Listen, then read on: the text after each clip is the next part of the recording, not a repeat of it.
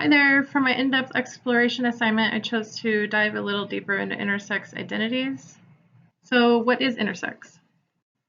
As you can see on the slide, intersex encompasses a variety of definition and is based on sex characteristics people are born with that do not fit typical binary notions of male or female bodies. The intersex traits are visible when at birth, but some don't present until puberty. So it's an umbrella term used to describe a wide range of natural body variations. And intersex person may be straight, gay, lesbian, bisexual, or asexual, and may identify as female, male, both, or neither. The intersex children and adults are often stigmatized and subjected to multiple human rights violations. And then it's estimated that between 0.05% and 1.7% of the population is born with intersex traits. And there's a little video here that explains what is intersex. Intersex terms and their meanings. So there's terms to know and use and terms to avoid. Some of these are considered really offensive. Anytime that, like some of these, like hermaphrodite is outdated and offensive. It's used in medical literature, but typically you want to ask a person permission first to see if they're okay with that term. And then DSD, you'll actually hear, I heard that in the research I did, I found that quite often mentioned. I also read that instead of DSD, intersex persons sometimes use DND, which means different and diverse.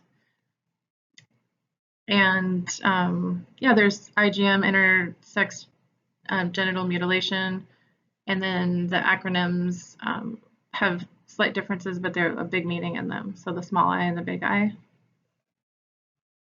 Intersex history.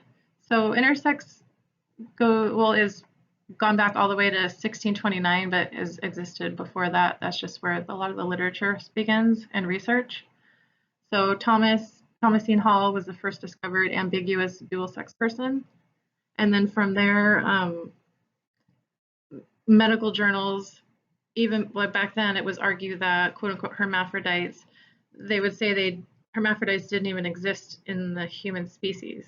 So basically they were just trying to find a way to make intersex persons non-exist, like they didn't exist. And then there were stories made up that if a baby was born intersex, they were quote unquote monstrous births or sent by God as warnings.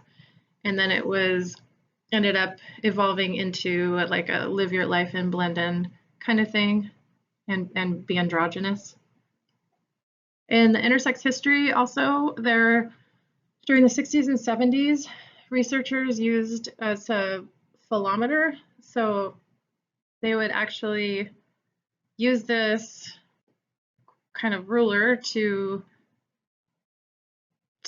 determine the biological sex of newborn babies. So if the genitalia was in the range illustrated, surgery was performed. So if it's a girl, it only their measurement was what, 3/8 of an inch. And then it's a boy if it was over an inch. So that's how they determined whether or not to do surgery or how to do the surgery, which sex that they would assign the child. There's some satirical representations of this, like the ruler just kind of calling out the medical community, saying like, what a joke that you guys use this to decide the sex of a child. So intersex currently, now there's more consent-based models are being utilized. So other things are being considered, not just trying to normalize the genitalia. It's more considering the body autonomy of intersex children, restricting surgeries on minors, more informed intersex care based on feedback from transgender and intersex patients. And then practitioners look at the person more as a whole and not just their genitalia. So it's their whole well-being and not just what they look like. And then the support for families and intersex children has increased. Legislation is changing in some states, and that's also increasing to, quote, protect children born with intersex traits. So they don't have to undergo irreversible and senseless procedures that harm them. And then children are allowed to have a say in decisions and advocate for themselves. So the quote that I liked is, "If trends continue, then in another generation or two, the agitation around DSTs may calm. Doctors may deliver healthy intersex babies and simply just say, congratulations." What is happening in policy? So policy reports conclude that human rights are being violated. So intersex human rights. So the policies, like sterilizations, excessive genital exams being put on display, experimented on, even denied medical care, is just the violation of human rights are being addressed more, and policies are finally being presented to protect intersex individuals from this and from being poked and prodded and experimented on and just exploited. Intersex and human services. From the human services aspect, there are a lot of barriers to for intersex individuals. So social justice, oppression, discrimination, and they need people who will advocate for them and work to prevent marginalization, lessen barriers, and confront hegemony and prejudice, sex and gender norms being upheld in society.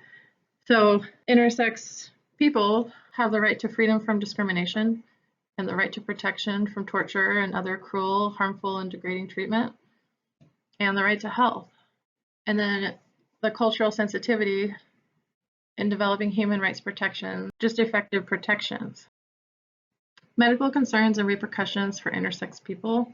There is a lot of unequal and inadequate care medically, a lot of shame and stigmatization. Unnecessary procedures are done, many while they're infants.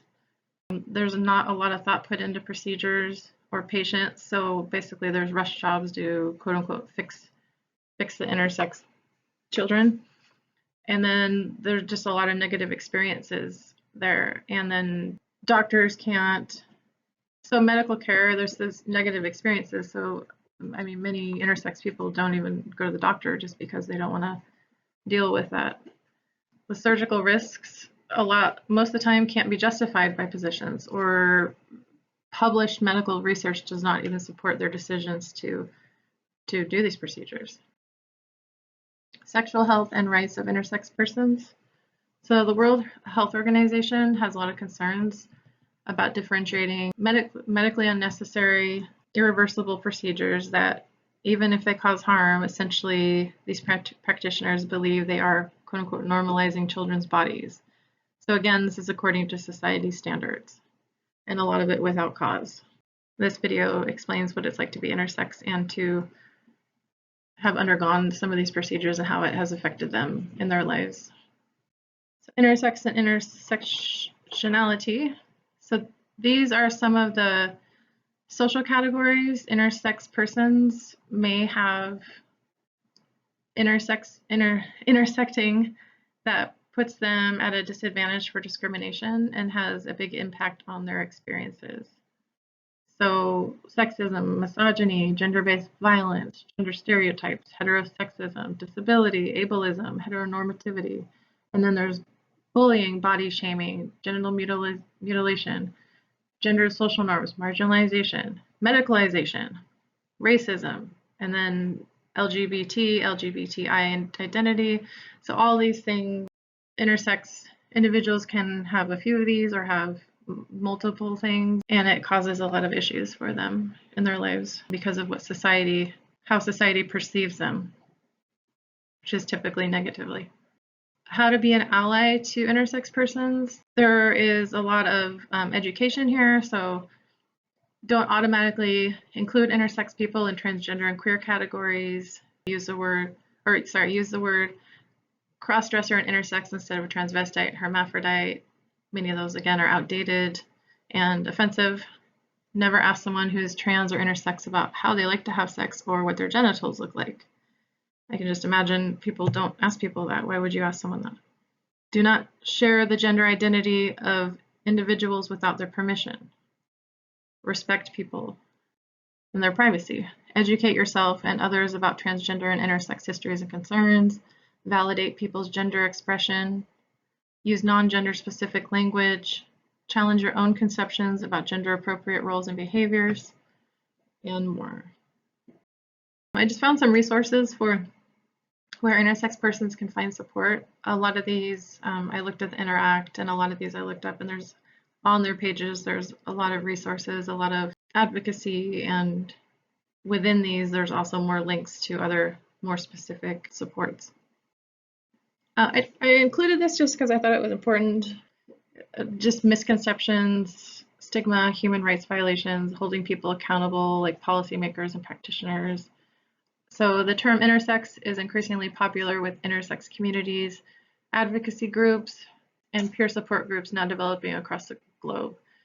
Such peer support advocacy and other community groups undertake critical work to support individuals, tackle stigma associated with being born with variations of sex characteristics, tackle misconceptions, combat human rights violations, and hold policymakers and practitioners to account. So I could have shortened that, but I just thought it held pretty well like that and summarized things pretty well. So thank you for listening, and I hope you have a good week.